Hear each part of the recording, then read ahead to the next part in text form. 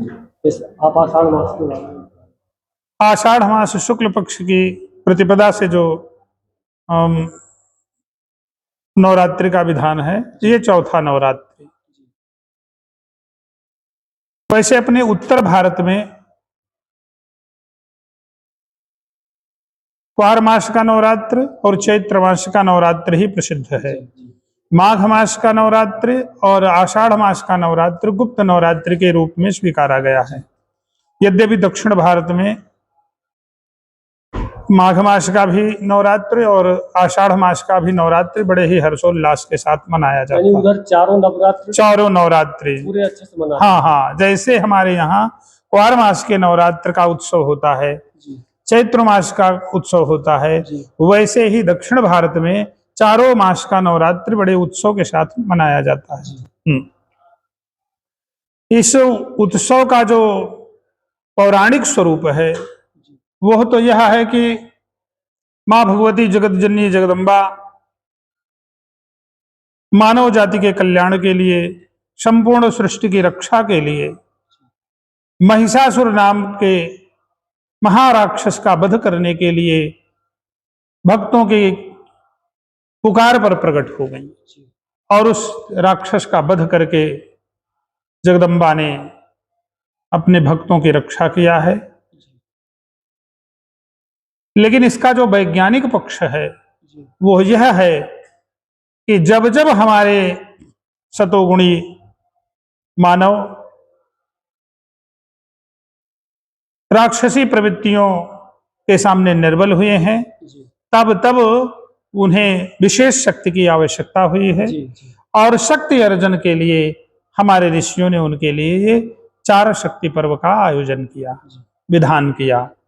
और जब मनुष्य पूर्ण निष्ठा के साथ इस शक्ति पर्व का विधान स्वीकार करता है, व्रत अनुष्ठान का विधान करता है, तो कण कण में विराजी जगदम्बा उसके रोम रोम में शक्ति रूप में समाहित होती है। रावण पर विजय प्राप्ति करने के लिए भगवान श्री राम ने भी इस शक्ति उपासना का सहयोग लिया था, सहारा लिया था।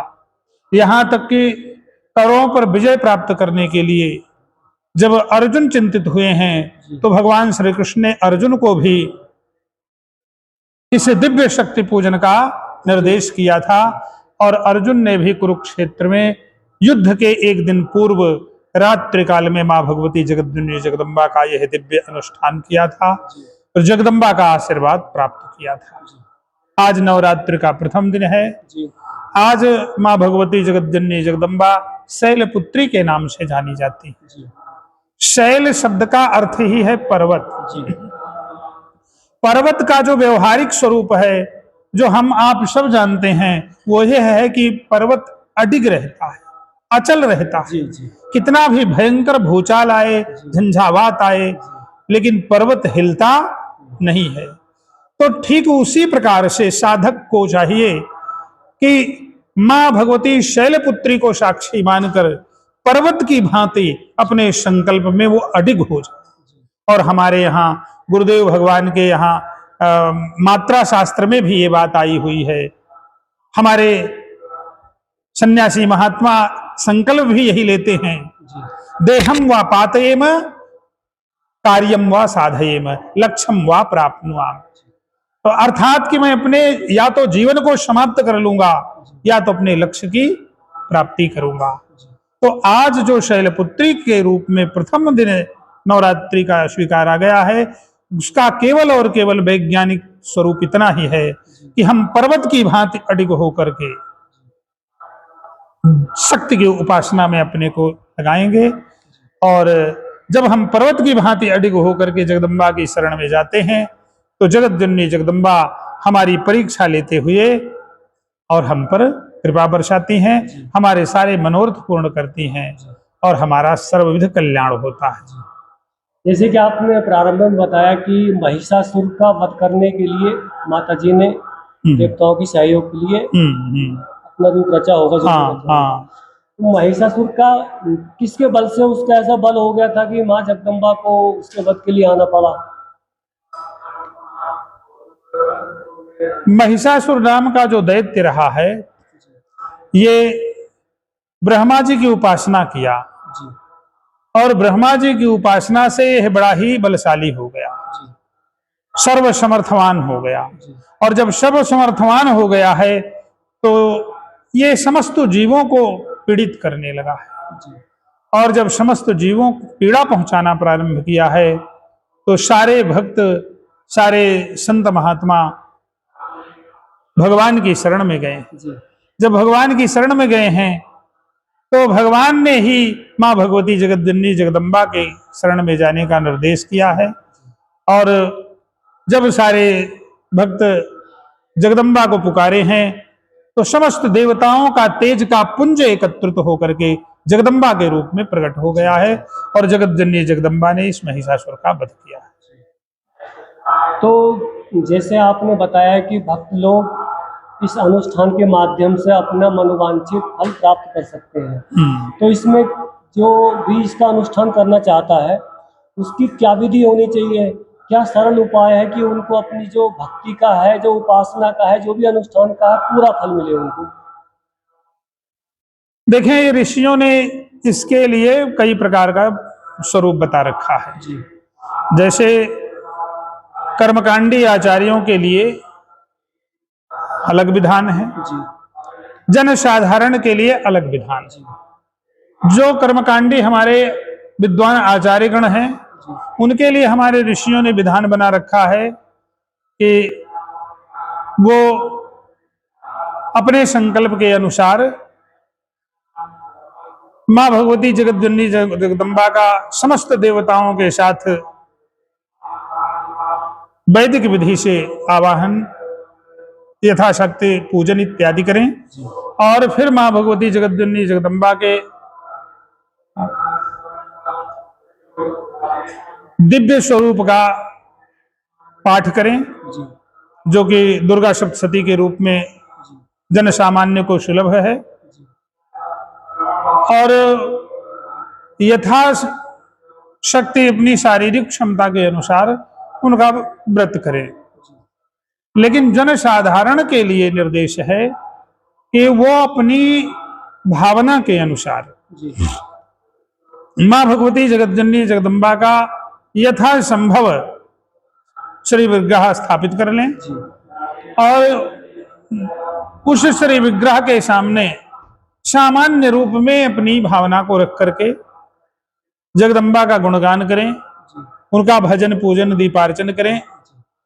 जितना फल वैदिक अनुष्ठानी ब्राह्मण को प्राप्त होगा जी दुर्गा सप्तशती का पाठ करके, जी उतना ही फल जन साधारण को माँ भगवती के श्री विग्रह को स्थापित करके भजन पूजन दीपार्चन से प्राप्त होगा। हाँ। क्या व्यक्ति का आहार विहार होना चाहिए इसको अनुष्ठान को पूरा करने के लिए? देखें, उसके लिए हमारे ऋषियों ने निर्देश कर रखा है कि जीव को व्रत का स्वरूप अपनी शारीरिक क्षमता के अनुसार स्वीकार करना चाहिए। पुराणों में भी आया है, श्रीमद् भागवत पुराण के महात्म्य जो कि पद्म पुराण से उद्धृत है, वेद व्यास जी ने समस्त जन साधारण को बताया कि वैसे तो शारीरिक क्षमता के अनुसार जीव को निराहार रह करके पूजन करना चाहिए, लेकिन यदि उसकी क्षमता निराहार रह करके करने की नहीं है तो वह अपनी शारीरिक क्षमता के अनुसार एक बार फलाहार भी कर सकता है। यदि एक बार फलाहार से भी उसका कार्य नहीं चल रहा है, शारीरिक व्यतिक्रम बन रहा है, तो वो एक बार भोजन का भी विधान स्वीकार कर सकता है। दोपहर में वो फलाहार कर दे। हाँ, जैसे अगर उसकी शारीरिक स्थिति एक बार भोजन से नहीं संतुलित रह रही है तो वो दोपहर में भोजन कर ले, दोपहर में फलाहार ले ले, शाम को भोजन ले ले। और यदि उसका शारीरिक संतुलन इतने से भी नहीं संतुलित रह रहा है तो वेद व्यास जी ने निर्देश किया है कि भोजनम तो ब्रह्मण्ये कथा श्रवण कारकम, नोपवासो बरह प्रोक्तः कथा विघ्न करो यदि। शारीरिक संतुलन यदि बिगड़ रहा है व्रत के कारण, तो वो अपने शारीरिक क्षमता के अनुसार समुचित भोजन दोनों पक्ष में ले सकता है। क्योंकि भोजन का व्रत से, अनुष्ठान से कोई विशेष विधान नहीं है। हाँ, वो उसकी शारीरिक क्षमता पर निर्भर करता है। हाँ, यदि उसकी शारीरिक क्षमता निराहार रह करके अनुष्ठान करने की नहीं है, तो वो निराहार न रहे, समुचित आहार ले। क्योंकि आहार का विधान व्रत से बहुत अधिक नहीं है। आहार का विधान व्रत में केवल इतना है कि बार बार उसे शौचालय इत्यादि लघुशंका दीर्घशंका का वेग परेशान ना करे। और जैसे कि आपने बताया कि आहार में जैसी व्यक्ति की शारीरिक क्षमता है, एक बार फलाहार कर सकते हैं, जो निराहार रह सकते हैं वो निराहार रह सकते हैं, जो एक बार फलाहार पर रह सकते हैं वो एक बार फलाहार पर रह सकते हैं। इसमें भी यदि उसका शरीर अशक्त है तो वो एक बार भोजन भी कर सकता है। तो रात्रि में क्या नियम होना चाहिए? जैसे रात्रि में बताते हैं कि रात्रि में ऐसे सोना चाहिए, जागना चाहिए, क्या इस तरह रात्रि का भी नियम बताते हैं कुछ इसके बारे में? अब देखिए, चूंकि नाम ही इसका नवरात्रि है, जी वही बताइए। तो ध्यान देने की बात है कि इन नवरात्रियों का जो विशेष महत्व है वो रात्रि का ही, ये रात्रियां ही विशेष हैं। तो जो विशेष साधना करने वाले साधक हैं, उनके लिए हमारे ऋषियों ने जो निर्देश कर रखा है वो रात्रि 11 बजे से 2 बजे का विधान विशेष है। मध्य रात्रि ही जगदम्बा के विशेष पूजन के लिए ग्राह्य है। क्योंकि रात्रि ही का विधान ही है। तो जो विशेष साधक होते हैं वो अपना जो विशेष अनुष्ठान है उसके लिए रात्रि को ही चुनते हैं। तो लगभग 10 बजे से 2 बजे तक की जो 4 घंटे हैं, ये बहुत ही विशेष रूप में स्वीकृत है। हमारे महर्षियों ऋषियों का कहना है कि जब हम जगदम्बा का रात्रि जागरण करके पूजन अनुष्ठान हवन करते हैं तो हमारी वो जो विशिष्ट कामना होती है उस कामना को जगदम्बा प्रकट होकर पूर्ण करती है। और जैसे कि हम मंत्र जाप के बारे में या और तरह की, जैसे अब दुर्गा सप्तशती के आपने उसके पाठ का बारे में बताया, तो क्या ऐसी सरल विधि होनी चाहिए कि उनको, जैसे कि कुछ पढ़े लिखे कम भी हैं, दुर्गा सप्तशती का वो किस तरह यानी सरल में कैसे पाठ कर सकते हैं? क्या मंत्र जप की विधि है? इस पर हमारे ऋषियों ने अनेक प्रकार के विधान बना रखे हैं। हमारे ऋषियों का कहना है कि जिनको संस्कृत भाषा ढंग से आती है वो संस्कृत में जगदम्बा का पाठ करें। जिनको संस्कृत भाषा नहीं आती है तो दुर्गा सप्तशती के समस्त अध्यायों का हिंदी में भी अनुवाद कर रखा है, वो हिंदी में वो माँ भगवती का पाठ कर सकते हैं। और जिनकी क्षमता है कि वो प्रतिदिन संपूर्ण दुर्गा सप्तशती का पाठ करें, वो संपूर्ण दुर्गा सप्तशती का पाठ करें। और जिनकी क्षमता नहीं है, जिनके उतना समय नहीं है, गृहस्थी के लोग हैं, गृहस्थी में बहुत सारे कार्य हैं, उनके लिए ऋषियों ने विधान कर रखा है कि इस दुर्गा सप्तशती को 3 खंडों में बांट ले। प्रथम चरित्र, द्वितीय चरित्र और तृतीय चरित्र के रूप में हमारे यहाँ ऋषियों ने विधान कर रखा है। प्रथम चरित्र में हमारे ऋषियों ने पहले अध्याय का निर्धारण किया है। द्वितीय चरित्र में दूसरे अध्याय से लेकर के चौथे अध्याय तक का विधान किया है। और तीसरे चरित्र में 5वें अध्याय से लेकर 13वें अध्याय तक का विधान किया है। तो आप 3 खंडों में इसका बंटवारा भी कर सकते हैं। और जिन साधकों के कोई समय नहीं है, बहुत व्यस्ततम जीवन है जिनका, वो बहुत अधिक पाठ में समय नहीं दे सकते हैं, उनके लिए हमारे ऋषियों ने विधान कर रखा है कि वो कील कवच अर्गला का पाठ करके सिद्ध कुंजिका स्तोत्र का पाठ कर लें, उन्हें संपूर्ण दुर्गा पाठ का फल प्राप्त होगा। इनकी विधि क्या है? जैसे कोई दुर्गा सप्तशती का विधि होती है ना, थोड़ी जो जानते हैं उनके लिए बात अलग है, लेकिन जो हमारे श्रोता दर्शक थोड़ा कम जानते हैं तो उनके बारे में थोड़ा आप दुर्गा सप्तशती करने की विधि, जो आपने बताया कि जो दूसरा वाला बताया आपने चरित्र बांट करके, इसका विधि क्या, यानी सरल जितना भी जो पढ़े लिखे हैं वो तो जानते ही हैं, लेकिन जो थोड़े कम जानते हैं वो सरल बात में क्या क्या करें इसमें? जैसे कि आसन है, ये आचमन करना है, ये करना है, ये बातें होती है ना, ये भी आवश्यक बातें होती है लगभग। जी देखिए महात्मन, जन साधारण के लिए हमारे ऋषियों ने सामान्य विधान बनाया कि आप स्नान कर लें, जी स्वच्छ वस्त्र धारण कर लें, जी स्वच्छ आसन बिछा लें जी और एक समुचित पीठ की व्यवस्था करके जगदम्बा काशी विग्रह स्थापित कर लें जी और सामान्य रूप में जो आपके सामग्री हो, सामान्य सामग्री, जी हल्दी, अक्षत, पुष्प, गंध, धूप, दीप, नैवेद्य, जी इसको व्यवस्थित कर लें जी और सामान्य रूप में मां भगवती जगदम्बा को वो यथाविधि समर्पित करें, स्नान इत्यादि करा के, और किसी मंत्र की कोई आवश्यकता नहीं है, भावना से उनको मानसिक रूप में समर्पित करें और समर्पित करके मां भगवती जगतजननी जगदम्बा का ध्यान करें। ध्यान करके पाठ का समय हो तो पाठ करें, जी ना पाठ का समय हो तो जगदम्बा का दीपार्चन करें, पुष्पार्चन करें और मैया का केवल और केवल दुर्गा सप्तशती में वर्णित भव्य आरती गान करके और मैया का मंत्र जाप कर लें, उतना ही पूर्ण फलदायी रहेगा। तो इसमें क्या सावधानी होनी चाहिए? जैसे कि हम कोई अनुष्ठान कर रहे हैं या किसी की हम उपासना कर रहे हैं, तो इसमें क्या सावधानी होनी चाहिए, क्या जागरूकता होनी चाहिए, किस बात का निषेध होना चाहिए? क्योंकि यदि वो माना अनुष्ठान कर रहे हैं और उनसे कुछ ऐसा माना कि वो जो निषेध कुछ कर्म ऐसा हो, तो ऐसे कुछ निषिद्ध कर्म है, क्या-क्या इसमें वर्जित है? इसके बारे में बताइए। जैसे 9 दिन का यदि अनुष्ठान व्रत पूर्वक जीव व्यक्ति स्वीकारना चाह रहा है साधक, तो ऐसे साधक के लिए नियम और संयम का विधान हमारे ऋषियों ने कर रखा है। जी, यदि 9 दिन पूरे पूरे आप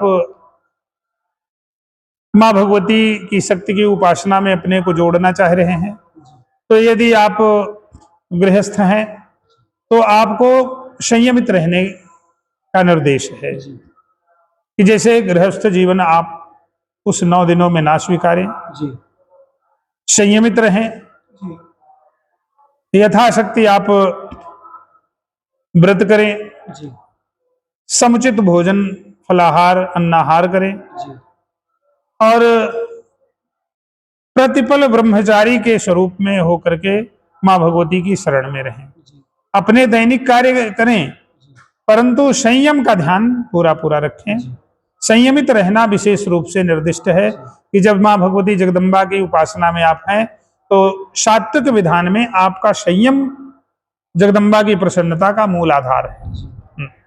जैसे कि 3 प्रकार के बताते हैं ना, मनसा वाचा कर्मणा, ये कुछ इसके बारे में बताइए। ऐसा कि मानसिक रूप से माना वो किसी के बारे में कुछ ऐसे सोचते हैं तो, या किसी से माना कि अनुष्ठान कर रहे हैं तो उसमें झूठ बोल रहे हैं, तो ये तो निषिद्ध कर्मों में होगा ना ये भी?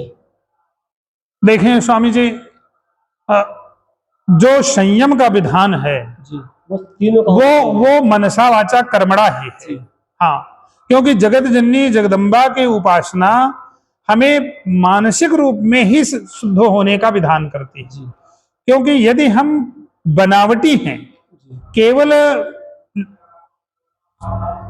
समाज में प्रदर्शन मात्र कर रहे हैं कि हम संयम से रह रहे हैं, जी, हम नियम से रह रहे हैं, तो उससे लाभ होने वाला नहीं है। जी। हाँ, मनसा वाचा कर्मणा संयम से ही जगदम्बा प्रसन्न होगी। इसको थोड़ा क्लियर करके बताएं, मनसा वाचा कर्मणा जो आपने शब्द लिया, एक-एक करके थोड़ा-सा बताएं ठीक से।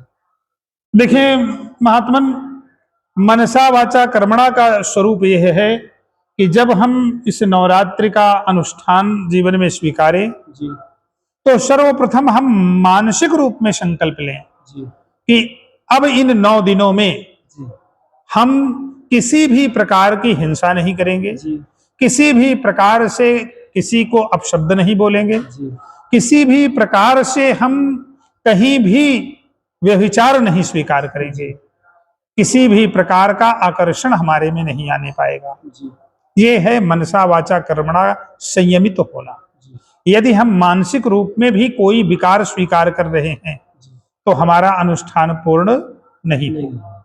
हम बाह्य प्रदर्शन कुछ भी करें, लेकिन हम मानसिक रूप में अगर संयमित नहीं हैं तो हमारा अनुष्ठान पूर्ण नहीं होगा, वो केवल और केवल श्रम मात्र रह जाएगा। हाँ, जैसे कि हमारे आचार्य जी ने बताया कि मनसा वाचा कर्मणा, यानी मनसा का मन है, बात है कि मन में किसी के प्रति जाने अनजाने में भी, स्वप्न में भी किसी के प्रति गलत भाव या विचार नहीं आना चाहिए। और वाणी से किसी को इतना हम कठोर ना बोले, अशुद्ध ना बोले कि सामने वाले को बहुत ज़्यादा बुरा लगे, तो उससे भी हमारा अनुष्ठान खराब होने की संभावना रहती है। और हमारे कर्मों से जो भी हम दैनिक कर्म करते हैं, जो भी हम जिस क्षेत्र में भी हम जो अपने कर्म करते हैं, वो हमको सावधानी पूर्वक इन 9 दिनों में करना चाहिए। वैसे तो बोलते हैं कि पूरे जीवन में हमें अब संयमित जीवन ही जीना चाहिए, लेकिन इन 9 दिनों में यदि आप अनुष्ठान कर रहे हैं तो आपको विशेष संयमित होने की आवश्यकता है।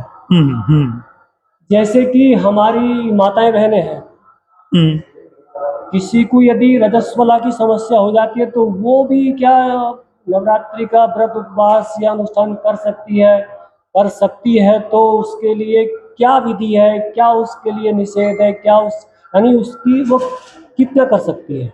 बहुत अच्छा प्रश्न आपने किया स्वामी जी, क्योंकि माताओं के साथ युवतियों के साथ मासिक धर्म की समस्याएं और एक बात और है आती हैं। ये जो अनुष्ठान है, इन अनुष्ठान में हमारी माताएं ही ज्यादा जुड़ी हुई हैं समझ रहे हैं जी। तो हमारे ऋषियों ने इसका विधान कर रखा है कि जैसे माताओं का मासिक चक्र तो कब आए ये कोई सुनिश्चित नहीं है, आगे पीछे भी हो जाता है, तो उसके लिए हमारे ऋषियों ने विधान कर रखा है कि जैसे सहसा नवरात्रि काल में मासिक धर्म प्रकट हो गया तो उसके लिए उन्हें चिंता करने की आवश्यकता नहीं। वो जगदम्बा के श्री विग्रह का स्पर्श ना करें उन विशेष दिनों में। हाँ, माँ भगवती जगत जननी जगदम्बा के श्री विग्रह का स्पर्श न करें, उनको समर्पित करने वाली वस्तुओं का स्पर्श ना करें। घर में छोटी कन्याएं हों, छोटे बच्चे हों, उनके माध्यम से जगदम्बा को स्नान करा दें, उनके माध्यम से जगदम्बा के वस्त्र बदलवा दें, उनके माध्यम से जगदम्बा को भोजन प्रसाद समर्पित करा दें। लेकिन व्रत विधान अपने अनुष्ठान विधि के अनुसार ही वो रखें। हाँ, वो थोड़ा सा दूर बैठ करके बच्चे के माध्यम से माँ का चरित्र पाठ भी सुन सकती हैं और पूरे विधान को स्वीकार्य रह सकती हैं। यानी कोई बच्चा हो या कोई जैसे हाँ कोई सहयोगी है, आचार्य बंधु है, कोई भी है, आपस में पड़ोस में, हाँ पड़ोस में है। इसीलिए हमारे ऋषियों ने संयुक्त परिवार का विधान किया कि यदि एक माँ रजस्वला है तो दूसरी माँ उसको उसका सहयोग करे, पूरा करे। यहाँ तक कि जिनके यहाँ केवल पति पत्नी ही हैं, उनके यहाँ अगर हमारी माताएं रजस्वला हो जाती हैं तो हमारे यहाँ विधान ये किया गया है ऋषियों के द्वारा कि पुरुष वर्ग वो उतने दिन तक रसोई भोजन व्यवस्था संभाले। हाँ, हमारे सदगुरुदेव भगवान हैं जो शिक्षा गुरु हैं, दीक्षा गुरु तो परम पूज्य प्रातः स्मरणीय बाबा जी महाराज हैं, लेकिन शिक्षा गुरु हमारे डॉक्टर भगवत शरण शुक्ल जी हैं। वो स्वयं जब माता श्री रजस्वला होती थी तो उन 5 दिनों में वो भोजन बना के माँ को भी पवाते थे और माँ जो व्रत विधान करती थी उसको पूरा स्वीकार्य रहती थी। व्रत विधान नहीं छोड़ना है, बस जगदम्बा के श्री विग्रह को स्पर्श नहीं करना है। यानी वो जैसे प्रसाद वगैरह बनाना है तो उसको भी नहीं बना सकते। हाँ, रसोई नहीं छुएंगी, किसी और से, हाँ किसी और का सहयोग ले, किसी और से सहयोग ले, लेकिन वो व्रत विधान न छोड़े। वो व्रत विधान में जो नियम स्वीकार रखी हैं उस नियम का वो पालन करें। मान लीजिए वो निराहार रह रही हैं, निराहार रहें। मान लीजिए एक फलाहार लेकर रह रही हैं तो फलाहार लेकर ही रहती रहें। मान लीजिए कि दोपहर में फलाहार ले रही हैं, रात्रि में भोजन ले रही हैं, तो उसी विधान के अनुसार जिए। बस वो जगदम्बा को समर्पित करने वाली कोई वस्तु का स्पर्श ना करें। हाँ, पाकशाला का स्पर्श ना करें। हाँ, यानी उनको अपना खाली यदि किसी पर नहीं भी आता है तो उसको वैसे बता सकते हैं दूर से कि भाई हाँ, तुम्हारे को ऐसा कर हाँ, दीजिए। हाँ, हाँ, हाँ। उनको क्या है, बगल बैठ के सारा निर्देश करती रहें, सकती है। नन्हे से बच्चे से करवा दें, अपनी नन्ही बिटिया से करवा दें। किसी जो भी सहयोग करने हाँ, वाला हो उससे उससे उसमें नहीं आता है तो हाँ, उससे बता के करवा दें, पास बैठी रहें, बता के सारा निर्देश करके वो कार्य संपन्न करा सकती हैं। मासिक धर्म या रजस्वला होने पर किसी भी तरीके से व्रत का त्याग निर्दिष्ट रही। हाँ, ना ही कोई व्रत खंडित होता है। जी। आचार्य जी ने बहुत अच्छी बात बताई कि जो हमारी माताएं थोड़ी घबरा जाती हैं कि भाई नवरात्रि आ गए हैं और हमारा ये मासिक धर्म का समस्या हो गई है, तो हमारे आचार्य जी ने कहा है कि आप विधिवत जो भी व्रत है उसका अनुष्ठान आप कर सकते हैं। आपको थोड़ी सी सावधानी की आवश्यकता यह है कि आपको माँ का विग्रह नहीं छूना है, माँ को जो भोग समर्पित करते हैं वो सामग्री इत्यादि नहीं छूनी है, और तैयार भी आप किसी जो भी आपके सहयोगी हैं, आपकी माँ है, बहन है, पुत्री है या और कोई भी सहयोगी है, उससे दिशा निर्देश करके बनवा सकते हैं।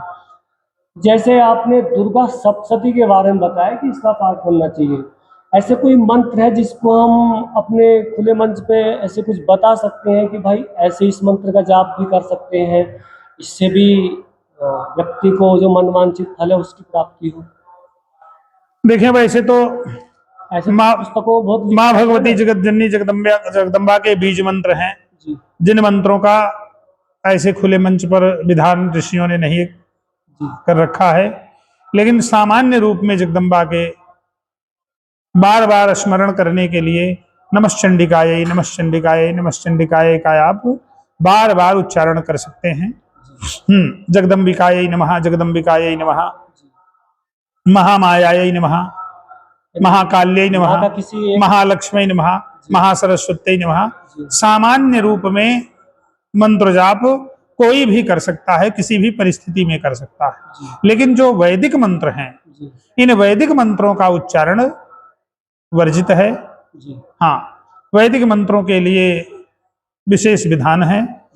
जी जैसे हमारे वेदों में आया, हरे राम राम राम हरे हरे, हरे कृष्ण कृष्ण कृष्ण हरे हरे। जी तो इस मंत्र को वैदिक मंत्र के रूप में विधान किया गया, तो ये मंत्र हर परिस्थिति में वर्जित किया गया। जी पूर्ण रूप से स्नान ध्यान पूजा पाठ शुद्ध विशुद्ध होकर के तभी वैदिक मंत्रों का उच्चारण स्वीकारा गया है, वो भी मौन विधि से स्वीकारा गया है। जी लेकिन इसी को यदि थोड़ा सा बदल दिया जाए जी तो वो किसी भी समय उस मंत्र को जपा जा सकता है। जी इसी मार्ग को स्वीकार करते हुए इस्कान वालों ने हरे कृष्ण कृष्ण कृष्ण हरे हरे, हरे राम राम राम हरे हरे, उस मंत्र के क्रम को पलट करके स्वीकारा, और उस मंत्र को किसी भी समय वो जप सकते हैं। जी हाँ, यहाँ तक कि स्नान करते समय,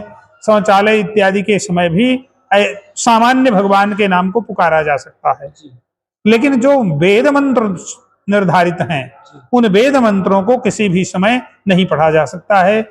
साथ में यह भी निर्देश है ऋषियों का कि जो आपके गुरुदेव भगवान से मंत्र प्राप्त है, जी उस मंत्र को भी आप प्रतिपल प्रतिक्षण नहीं जप सकते। जी हाँ, गुरुदेव भगवान से प्राप्त मंत्र भी वेद मंत्र तुल्य होता है। जी उस मंत्र को भी आप तभी जप सकते हैं जब आप स्नान ध्यान पूजा पाठ से संपन्न रहे। यानी वो विधि विधान से जपना, विधि विधान से जपना चाहिए। जो भी उसके विधि जो भी नियम है हाँ, उसको पूरी शर्तें पूरी हाँ, करेंगे। हाँ, जितने भी गुरुदेव भगवान के निर्देश हैं उनके अनुसार जपना चाहिए। इसीलिए प्रायः जो हमारे संत हैं, जो सावधान महात्मा हैं, वो लघुशंका भी जाएंगे तो जल लेके जाएंगे, अर्थात वो प्रतिपल इतने शुद्ध रहते हैं कि वो गुरु मंत्र जप सके। हाँ, हमारे जितने भी साधक हैं, चतुर साधक हैं, वो प्रतिपल अपने को शुद्ध रखते हैं ताकि वो प्रतिपल गुरु मंत्र को जप सके, प्रतिपल वो वेद मंत्र को जप सके। वो जल लेके जाते हैं तो बाद में पैर वैर इत्यादि हाँ, पूर्ण शुद्ध रखते, ठीक से करते हैं। हाँ, पूर्ण शुद्ध रहते इस हैं, बात का पूरा ध्यान रखते हैं। जैसे आपने बताया वैदिक मंत्र जो जन सामान्य वाले मंत्र हैं, तो वैदिक मंत्र के बारे में तो आपने बताया कि उसका विधि निषेध है। तो जो मंत्र जैसे आपने हरे राम राम राम हरे हरे, हरे कृष्ण कृष्ण कृष्ण हरे हरे इसकी चर्चा की।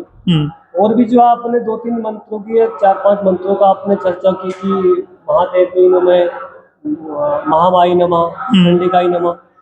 तो ये जो मंत्र हैं, इन मंत्रों में क्या जिसने अपने गुरु स्वीकार नहीं किए हैं तो वो क्या इनके बारे में इनका अनुष्ठान कर सकते हैं, या कि इसका आप समाधान करें? वैसे तो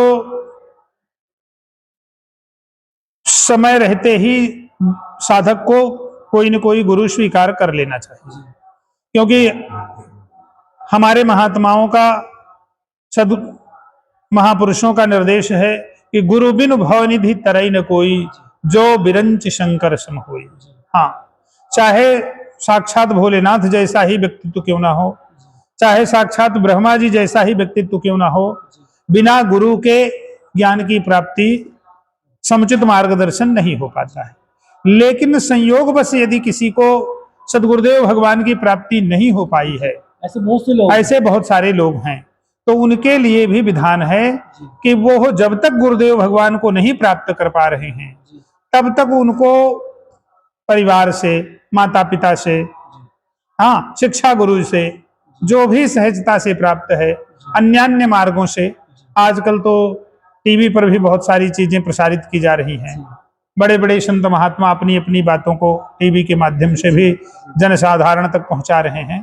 तो उनके माध्यम से जो कुछ भी उन्हें सामान्य नियम की प्राप्ति हो जा रही है उसके अनुसार विधान करें, क्योंकि जगदम्बा की उपासना में बहुत विशेष नियम की बात नहीं। नियम आपको जितना आता है उतना ही करें, मूल है उसमें समर्पण और श्रद्धा का। आपका यदि पूर्ण समर्पण हो गया उस दिव्य शक्ति के प्रति, तो वो दिव्य शक्ति ही वात्सल्य भावना पर जगदम्बा का रूप धारण करती है, वही दिव्य शक्ति भगवान शिव का रूप धारण करती है, वही दिव्य शक्ति ब्रह्म तत्व ही विष्णु का रूप धारण करता है, वही दिव्य शक्ति सृजन की स्थिति पर ब्रह्मा का रूप धारण करती है। अन्यान्य व्यवस्था के लिए वही दिव्य शक्ति देवराज इंद्र इत्यादि का रूप धारण करती है। हाँ, वो शक्ति निर्गुण निराकार है। हाँ, वही प्रत्येक कण कण में चैतन्य रूप में सगी मां के रूप में विराजमान है। साधक की समर्पित भावना पर ही वो चैतन्य होती है। हाँ, तो उसके लिए कोई विधान नहीं है, केवल समर्पण। यदि साधक पूर्ण समर्पित है तो उसके पास कोई साधन ना हो, फिर भी जगदम्बा की उस पर कृपा बरसती है। इसके अनेकों अनेक उदाहरण हैं। हमारे जो साधन विहीन महात्मा हैं, जिनके पास एक लंगोटी के अतिरिक्त कुछ है ही नहीं, कमंडल भी जिनके नहीं है, जिनकी अंजुलि ही कमंडल है, हाँ, ऐसे साधक भी सिद्धियों को प्राप्त किए हैं। तो कैसे प्राप्त किए? तो उनके पास न कलश की स्थापना है, न श्री विग्रह का कोई व्यवस्था है, ना कोई पूजन की सामग्री की व्यवस्था है, फिर भी उन पर जगदम्बा की कृपा बरसती है। तो कैसे बरसती है? तो केवल समर्पण उसमें कार्य करता है। साधन सामग्री तो केवल सद्भावना प्रकट करने का केवल प्रतीक मात्र है। तो उसी का उसी को समर्पण। हाँ, क्योंकि पूरी सृष्टि ही जगदम्बा की है, तो उसमें बहुत ज्यादा चिंता करने की आवश्यकता नहीं है। गीता में भगवान ने भी इस बात को निर्दिष्ट किया, अर्जुन को लक्ष्य बना करके, श्रद्धावान लभते ज्ञानम तत्परः संयतेन्द्रियः। देखिए, अब इसमें देखें, तत्पर रहे, इंद्रियों को संयमित रखे और पूर्ण श्रद्धा रखे, ये तीन ही मुख्य हैं। मनसा वाचा कर्मणा, जिस इष्ट देवता को स्वीकारा है उसके प्रति समर्पित रहे। हाँ, अपनी पांचों ज्ञानेंद्रियों को अपने संयम में रखे, उसकी कोई भी इंद्रिय इस संसार की ओर उन्मुख होने ना पाए। संयत इंद्रिया स्पष्ट रूप में निर्देश, इंद्रियां संयमित रहे, तत्पर रहे। तत्पर शब्द का अर्थ हमें थोड़ा सा समझने की आवश्यकता है। तत्पर शब्द का संधि विच्छेद जब करेंगे, तत्परम मन्यते इति तत्पर। तत् माने वह अभीष्ट वस्तु जिसे आप पाना चाहते हैं, जिसको आपने अपना लक्ष्य बना रखा है। जैसे जगदम्बा की कृपा नवरात्रि काल में, तो जब आप जगदम्बा की कृपा को अपना लक्ष्य बना रखे हैं, तो जगदम्बा के अतिरिक्त कोई भी देवता, कोई भी अन्य लक्ष्य स्वरूप आपके मस्तिष्क में आना नहीं चाहिए। हाँ, तत्परम मन्यते, उसी को परमेश्वर मान करके, उसी को परमात्मा मान करके, उसी को सर्वस्व मान करके आप अपनी साधना में एकाग्र हो। और जब आप अपनी साधना में उसी को सब कुछ मान करके एकाग्र होंगे, अपनी समस्त इंद्रियों को संयमित करके उसी को समर्पित हो जाएंगे और उसके प्रति पूर्ण आपकी श्रद्धा रहेगी, तो वो कण कण में विराजी शक्ति आपके लिए मां भगवती जगत जननी जगदम्बा दुर्गा होकर प्रकट हो जाएंगी और आपके सारे मनोरथ पूर्ण करेंगे। अर्जुन जब युद्ध भूमि में मां भगवती के ध्यान में खोए थे, तो अर्जुन के पास न कलश स्थापना की कोई व्यवस्था थी, ना पूजन सामग्री की कोई व्यवस्था थी। हाँ, और मां भगवती जगत जननी जगदम्बा साक्षात प्रकट होकर के उन्हें आशीर्वाद दिए हैं, वरदान प्रदान किए हैं। भगवान श्री राम को जब ब्राह्मण से युद्ध करना था, तो भगवान श्री राम ने कहीं कलश स्थापना नहीं किया, कहीं कोई पूजन सामग्री का विधान नहीं व्यवस्था किया। युद्ध भूमि में मां भगवती के सामने शरणागत हुए हैं कि जगदम्बा मैं आपकी शरण में हूं, हाँ, और आप मुझ पर कृपा बरसाएं। और वनवासी भेष था भगवान श्री राम को, तो माता कैकेयी का निर्देश था कि तापस वेश विशेष उदासी 14 वर्ष राम वनवासी। भगवान श्री राम तो गृहस्थ के दहलीज पर पैर भी नहीं रख सकते थे। जो कुछ कंदमूल फल प्राप्त होता था उसी से वो 14 वर्ष का जीवन व्यतीत किए। यहाँ तक कि श्रृंगवेरपुर में अपनी सगी बहन मां भगवती शांता और श्रृंगी ऋषि के भी दरवाजे पर नहीं जा पाए, क्योंकि वो गृहस्थ थे। फिर भी मां भगवती जगत जननी जगदम्बा प्रकट होकर के उनको दर्शन दी हैं और उनके सारे मनोरथ पूर्ण की। तो ये बात आप अच्छे से समझ लें कि जगदम्बा की कृपा प्राप्ति में बहुत संसाधनों की आवश्यकता नहीं। हाँ, जितना कुछ उनके पास है साधक के, वही समर्पित करके मूल रूप में अपना वो समर्पण मां भगवती के चरणों में रखें।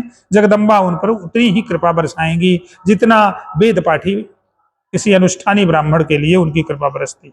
हाँ, जैसे कि हमारे आचार्य जी ने बताया कि ये तो नवरात्रि का अनुष्ठान है, इसके अलावा कोई और अनुष्ठान भी आप करते हैं तो उसमें आपके लिए मुख्य बात है कि आपकी श्रद्धा, भाव और विश्वास दृढ़ होना चाहिए, पूर्ण समर्पण होना चाहिए। हमारे आचार्य जी ने उदाहरण दिए, अर्जुन के पास तो ऐसे कोई साधन नहीं था, ऐसे कोई जो कलश स्थापित इत्यादि करने का भी कोई व्यवस्था नहीं थी। राम जी के पास ऐसी कोई व्यवस्था नहीं थी। तो हमारे आचार्य जी ने बताया कि इसके लिए हमें केवल श्रद्धा, अपना पूर्ण समर्पण होना चाहिए, पूर्ण भाव होना चाहिए, तो अनुष्ठान सफल होने में कोई संशय नहीं है। जैसे क्या अभी हम मंत्रों की बात कर रहे थे पीछे, लोग एक बात कहते हैं कि आप विष को जाने में खाओ या अनजाने में खाओ आप मर जाओगे। उसी तरह आप अमृत को जाने में पी लो चाहे अनजाने में पी लो, आप मृत हो जाओगे, मर जाओगे। तो क्या मंत्र पे भी ये बात लागू होती है? जैसे क्या और भी मैं महात्माओं के जो भी हमारे पूज्य पुरुष हैं, सम्माननीय पुरुष हैं, उनकी जो हम प्रवचन सुनते हैं तो वो भी ऐसे बताते हैं कि भाई आप जो कर्म करोगे तो उसका फल तो आपको अच्छा या बुरा जैसे भी आपका कर्म है तो आपको मिलेगा। तो इसके बारे में आप हमारे थोड़ा सा यानी संशय का निवारण कीजिए। देखें, सामान्य रूप में सृष्टि में पदार्थ का व्यवहार सब पर ज्यों का त्यों घटता है। ये पूर्ण सत्य है कि चाहे विष जाने में पियो चाहे अनजाने में पियो, मरना ही पड़ेगा। चाहे विद्युत का नग्न तार जाने में छू लो चाहे अनजाने में छू लो, बिजली का झटका लगेगा।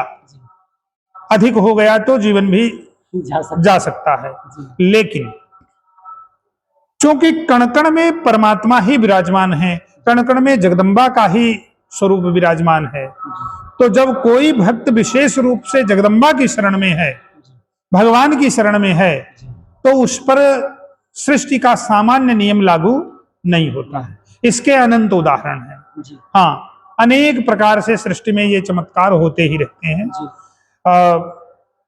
अभी 15वीं शताब्दी की घटना है। जी महाराणा प्रताप की बड़ी माँ मीरा मैया का जीवन रहा है। जी उनकी ननद ऊधम बाई ने जी उनसे ईर्ष्या करते हुए, उनकी भगवत भक्ति को से घृणा करते हुए जी एक बार उनको विष दे दिया प्रसाद में। जी और उनको विष जब दुग्ध में मिला करके, खीर में मिला करके दे दिया, जी और माँ तो मीरा मैया तो भगवान को समर्पित कर दी, और उनको दूर दूर तक कहीं आभास भी नहीं था कि भगवान के प्रसाद में हमारी ही सगी ननद विष मिला सकती हैं, और वो प्रसन्नता से वो प्रसाद पा ली। तो वह भयंकर विष जो बार बार परीक्षित था कि इस विष को पाने से मीरा तुरंत चटपट मर जाएंगी, जी मीरा मैया को कुछ भी नहीं। जी हाँ, तो ये ऐसे अनेक उदाहरण हैं, जी अनेक जो जो प्रमाणित करते हैं जी कि सामान्य सृष्टि विधान जगदम्बा के सामने कार्य नहीं करता है। हाँ, तो ऐसा मंत्रों के बारे में भी है कि हम आप गुरुजी से लेके जपे तो उसका फल मिलेगा, ना लेके जपे तो मिलेगा, जाने में जपे तो मिलेगा, अनजाने में जपे तो मिलेगा। तो ये क्या मंत्रों पे भी लागू मंत्रों होता पर भी ये विधान लागू होता है। ऐसे? देवी भागवतम में ऐसी एक घटना आती है। जी बताइए। वो उसमें अनजाने में ही वो बालक ऐंग ऐंग उच्चारण कर लिया था, और उस ऐंग उच्चारण करने से जगदम्बा की उस पर दिव्य कृपा हुई है, और वह बालक विजय को प्राप्त हुआ है। हाँ, तो कभी कभी सृष्टि का सारा विधान जो सामान्य विधान है जी वह मतलब धरा का धरा रह जाता है, जगदम्बा की पूरी कृपा बरस पड़ती है। इसीलिए हमारे ऋषियों ने ईश्वर की परिभाषा में निर्देश किया, कर्तुम अकर्तुम अन्यथा कर्तुम समर्था यह सैव ईश्वर। करने योग्य, अकर्तुम ना करने योग्य, और अन्यथा कर्तुम। अन्यथा कर्तुम का अर्थ ही हुआ कि जो सामान्य सृष्टि विधान में व्यवहार हैं उससे परे घटना घट जाए, तो वो मंत्र पर भी लागू होता है, सामान्य व्यवहार पर, पदार्थ पर भी लागू होता है। हाँ, आप जाने अनजाने में आप उसको स्पर्श करते हैं और वो आपको प्राप्त पूर्ण लाभ देता है, परंतु मूल विषय इसमें यही है कि आपका समर्पण, आपका संयम, मनसा वाचा कर्मणा, श्रद्धा आपकी कहाँ है। हाँ, जैसे माँ मीरा के साथ ये दिव्य चमत्कार हुआ है, तो माँ मीरा का समर्पण मनसा वाचा कर्मणा कन्हैया के प्रति रहा है। उस बालक को देवी भागवतम की घटना में, उस बालक का मुझे नाम इस समय नहीं याद आ रहा है, उस बालक पर भी जगदम्बा की कृपा अनजाने में उस मंत्र के उच्चारण, बीज मंत्र के उच्चारण से हुई है। तो कारण उसका इतना ही था कि वो मनसा वाचा कर्मणा माँ भगवती जगदम्बा की शरण में रहा करता था। हाँ, जैसे कि तो मूल है समर्पण। जी हाँ, जैसे कि एक उदाहरण हमको एक ये भी मिलता है कि बताते हैं कोई बहेलिया, कोई शिकारी था, वो रात में अपने शिकार की तलाश में गया, ऊपर बेल के पेड़ पर चढ़ गया। उसकी कथा भी जैसे आप बताएं तो अच्छा बताएंगे। अब देखें, शिव महापुराण में ये घटना आती है कि एक शिकारी रहा आखेटक, और आखेट के क्रम में वो ऐसे जंगल में पहुंच गया जहां बेल का पेड़ था, और बेल के पेड़ पर वो चढ़ करके शिकार की प्रतीक्षा, आखेट की प्रतीक्षा कर रहा था, और प्रमादवश, आलस्यवश और उन बेल के पत्तों को तोड़ तोड़ के फेंक रहा था, और संयोग से प्राचीन काल से नीचे वहां पर भोलेनाथ का लिंग था, और भोलेनाथ प्रसन्न हो गए अनायास। दूसरी घटना भी शिव महापुराण में आती है कि एक चोर चोरी करने के लिए निकला, और पहले शिवालय में द्वार नहीं हुआ करते थे। आज भी प्राचीन शिवालय यदि आप गांव देश में देखेंगे तो वहां आपको कहीं द्वार नहीं मिलेगा। हाँ, शिवालय बिना द्वार के ही रहता है। तो उसको चोरी करने का कहीं कोई अवसर नहीं बना, तो थक हार करके शिवालय पर आकर के बैठा तो उसकी दृष्टि घंटे पर गई। उसको लगा कि धातु का घंटा है, अगर हम इसी को चुरा ले चलें और बेच लेंगे तो काफी धन मिल जाएगा। उसके मन में यह भाव आया और वो घंटा उतारना चाहा, और घंटा उतारने में वो घंटा तक नहीं पहुंच पा रहा था, ऊंचाई पे था, तो कहीं कुछ ना देख करके भगवान भोलेनाथ की पिंडी पर ही चढ़ गया, पैर रख करके घंटा उतारने लगा। और जब घंटा उतारने लगा है तो भूत भगवान भोलेनाथ प्रकट हो गए, प्रसन्न हो गए कि धन्य है तू, कितना अद्भुत भक्त है मेरा। संसार तो मुझे धूप दीप नैवेद्य बिल्वपत्र भांग धतूर चढ़ाता रहता है, तूने तो पूरा पूरा अपना जीवन ही मुझको समर्पित कर दिया, बता तेरी क्या अभिलाषा है। पहले तो चोर भयभीत हो गया, डर गया। जब भगवान भोलेनाथ ने उसे ढांढस बंधाया तब उसे समझ में आया कि भोलेनाथ की तो एक कृपा। तो हमारे भूत भगवान भोलेनाथ तो आशुतोष औढ़रदानी कहे ही जाते हैं। तो ऐसे ही जगदम्बा भी साधकों पर, भक्तों पर कृपा करती है, बस वो साधक निश्चल निर्मल होना चाहिए। इसीलिए गोस्वामी तुलसीदास जी ने लिखा, निर्मल मन जन सो मोहि पावा, मोहि कपट छले छिद्र न भावा। निश्चल निर्मल भाव से जब अपनी समस्त इंद्रियों को संयमित करके जीवात्मा जगदम्बा की शरण में जाता है तो मां भगवती जगतजननी जगदम्बा उसके मनोरथ पूर्ण करने के लिए किसी न किसी रूप में पधारती। जैसे कि हमारे आचार्य जी ने बताया कि सब आप कोई भी अनुष्ठान कीजिए, उसमें आपकी श्रद्धा, आपका भाव, आपका विश्वास और आपका पूर्ण समर्पण बहुत ही अधिक महत्व रखता है। यदि आपके अंदर ये 4-5 बातें नहीं हैं तो अनुष्ठान पूरा होने में बहुत रुकावटें आएंगी या संशय है। जैसे कि हम नवरात्रि के बारे में चर्चा कर रहे हैं, नवरात्रि माँ जगदम्बा का साधना काल है। इसमें जो लोग माँ जगदम्बा के अलावा किसी भगवान के और स्वरूप को मानते हैं तो वो क्या इसमें अपने जो इष्ट की है वो भी क्या अपनी साधना कर सकते हैं? देखिए स्वामी जी, ये प्रश्न आपका बड़ा ही मनोहारी है, क्योंकि नवरात्रि काल में किसी अन्य इष्ट की साधना तो उनके लिए भी हमारे ऋषियों ने विधान कर रखा है कि ये नवरात्रियां जो हैं, ये नवरात्रियां बहुत ही विशेष हैं, बहुत ऊर्जा से संपन्न होती है।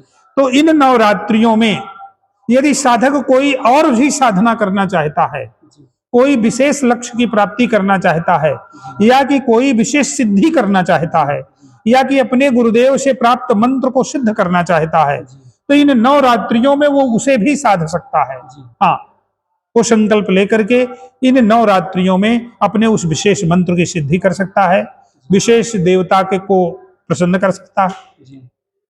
उसके लिए अपने उस देवता से संबंधित, उस इष्ट से संबंधित विधान को स्वीकारे और अपना पूर्ण श्रद्धा समर्पण संयम ज्यों का त्यों रखे, जैसे जगदम्बा की प्राप्ति में उसके लिए वो साधना भी सिद्ध हो जाएगी।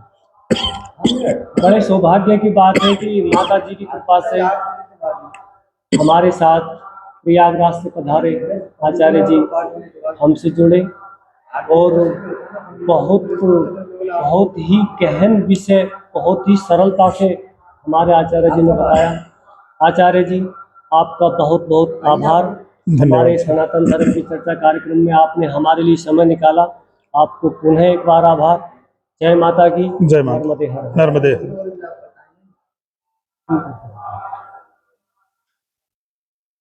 हरि राम।